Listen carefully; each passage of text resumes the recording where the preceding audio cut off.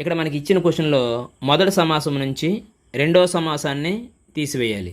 ఇలా తీసివేసేటప్పుడు మనకు ఒక ట్రిక్ ఏంటంటే కాన్స్టెంట్లు ఏవైతే ఉన్నాయో ఈ కాన్స్టెంట్లని యాడ్ చేయాలి.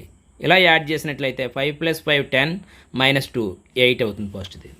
రెండో దాంట్లో ఉన్నటువంటి కాన్స్టెంట్లని యాడ్ చేసినట్లయితే 8 + 5 9 - 3 అంటే 6 అయింది.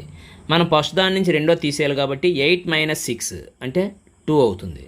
సో మనకి ఇచ్చినటువంటి ఆప్షన్లో 2 అయ్యేది ఏమున్నాయి అనేది మనం చూసినట్లయితే 8 + 1 9 - 7 అంటే 2 అయింది. కాబట్టి ఇది ఆన్సర్ అనమాట. అదే సెకండ్ వన్ చూసినట్లయితే 8 + 7 15 15 + 1 అంటే 16 కాబట్టి ఇది ఆన్సర్ కాదు. తర్వాత 8 + 7 15 - 1 అంటే 14 సో ఇది కూడా ఆన్సర్ కాదు. 8 - 7 1 - 1